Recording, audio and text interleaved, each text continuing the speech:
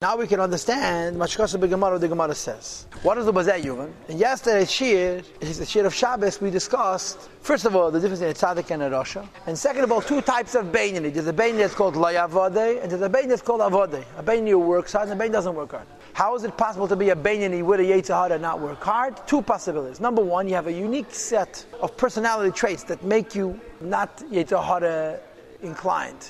You're naturally studious, you're naturally dispassionate, cold kind of a person, and you're naturally not the kind of a person who enjoys pleasures very much. If you have these three character traits, you could be a Beinani, do what you got to do, and not fight with the Yetzer Hara. Or, you're so used to a certain lifestyle that you become a Beinani because you're so accustomed to it.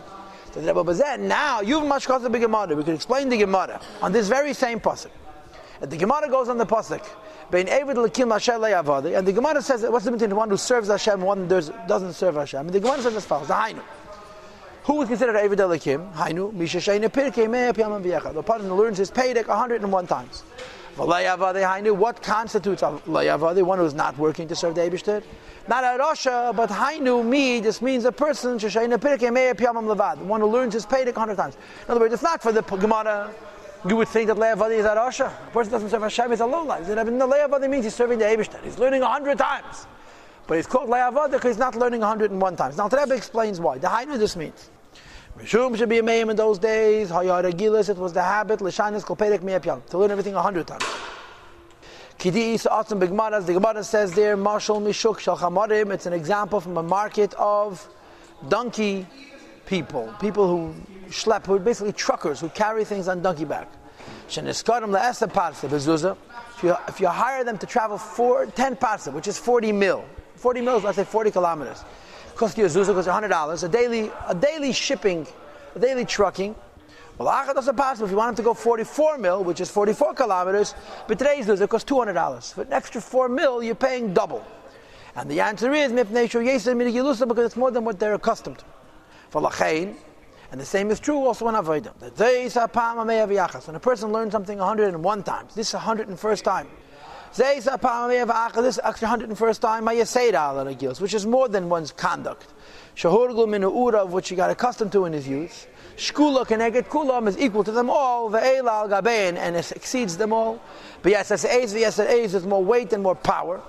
Because this person is called Eved Elikim, a laborer and a servant of God. Mipnei, since he's used to serving the Eibishter, and he's used to serving the Eibishter in a fixed way, and he's a good Jew. He never does any Avedas, does every mitzvah, but it's all based on habit. And when he changes his habit, this is called Avodah, because Sadach Leir is Aval Hashem. He has to arouse love for Hashem.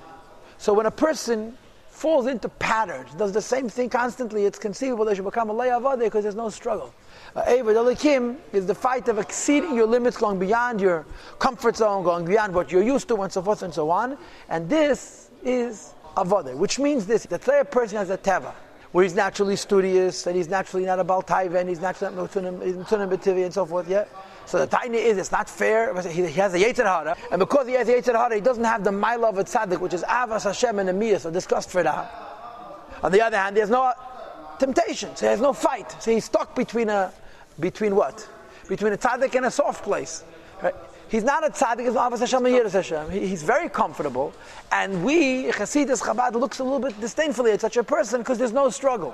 So what's he supposed to do? And the answer is, push yourself. Whatever, you're accustomed to create a struggle by exceeding your own comfort zone, and then you become Avodah. And the Alter Rebbe says, how do you become Avodah? By doing more than you're comfortable to. How do you get yourself to do more than you're comfortable to? Because you have to develop a love for the Eibishter. And the love for the Eibishter has two possibilities.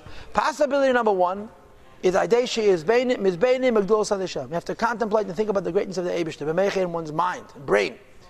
This is called Mayach Shalt Al Lev, or his bonus, which we'll see in the next Pedic Barucha. Lish Leitel Teva, to dominate one's nature. Shabachal al-smol, which is in the left ventricle of the heart, which is filled with blood, of Hanevesh Abamis, which of the animal soul. Shami Aklipa, which is from Klipa. Shami Menahu Ateva, which is the source of this person's nature. Your animal soul, which is in the blood, and it comes from Klipa, is the source of your nature. And it's even possible that your nature should be to learn Torah, to do mitzvahs, but it's all your nature. And when you are not satisfied with your nature, you're developing a love for Hashem to overcome this nature, and you're doing it through his bonus begdus adishem, to arouse ava in your heart. This makes you avodah. Like the Alter Rebbe Vezuya Avodah Tamal Lebein. This is the highest level of Bein. The lashon that the Rebbe brings is that this is called avodah she'ein acharei avodah. The highest madrega of avodah Bein is this is Bein. Why? Because he's a long, short way Bein. He's doing his bonus. He's meditating, learning Chassidus. He's meditating on the greatness of the Rebbe. He's developing full-blown Avas Hashem and Yiras Hashem in his heart. This is the highest madrega of Bein. And therefore, even a person who's b'teva going to be a yid, and he's called Layavadeh, when he pushes himself by developing this love, and he does more than his habit, this makes him into Avodah. Oh, there's another way to become Avodah. To arouse the natural hidden love which every Jew has in his heart. And before he called it Shemalev Klolos Yisrael, the heart of Jewish people as a whole. But here, the point is like this. Every Jew has a Paltiel, the natural love. This person is not saying, okay, my natural love is carrying me. He's saying I have to intensify my natural love. I have to focus on it and bring it out. This will be discussed at length in Tanya's chapter Yutes, Chav, how you bring out this natural love. Using this Paltiel Yid, the inner love of the Eibush, the Lim Shel Yada, to rule using it, ala teva over one's nature, or the left ventricle of the heart. So the Alter Rebbe is it's also called work. Even though you're not creating original love feelings for the Eibush. You're not meditating on Hashem to develop feelings of Hashem through the meditation. You're simply arousing the natural love. Is it an easy way? It's less Chabad. It's shorter, right? It's not long short. It's short long. It's less work for sure. It's certainly different, and it's less work. Well, I don't know what it does or it doesn't. The bottom line is it's not your mayach. It's going straight to the neshama. And the Alter Rebbe says the way you do it, B'kitzur, is by reminding yourself of your own readiness for Mesiras Nefesh al Kiddush Hashem. When you contemplate the fact that you're ready to die to sanctify the name of the Eibishter, I suppose you'd be prepared to control your Yetzer Hara and not do a particular Aveda.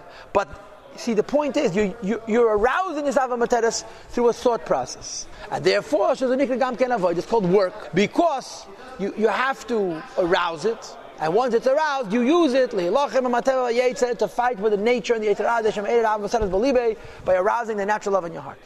But the Layavadeh guy also relies on his Ava Mesoteres. The Layavadeh Beinani, whether it's from birth or it's from habit, also relies on his Ava Mesoteres. As the Alter Rebbe said on the previous page, Dai Lei, it's about 10 lines in, from the beginning of the line. But that person is not doing anything to Ava Mesoteres. It's just his natural condition. I'm a Jew, I have a Paltiel, you do whatever wants. Says the Alter Rebbe. Lashenkin, on the other hand, I'm going back to the text. You have no war.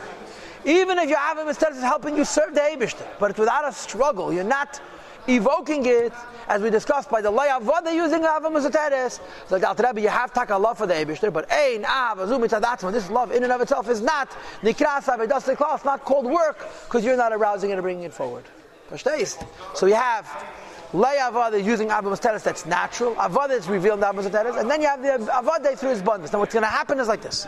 The next two parakim, Design and Yud Zayin, are going to discuss at length the first, Shem is Boinen. You learn Chassidus, think about the greatness of Hashem, to develop original Avas Hashem and Yiras Hashem.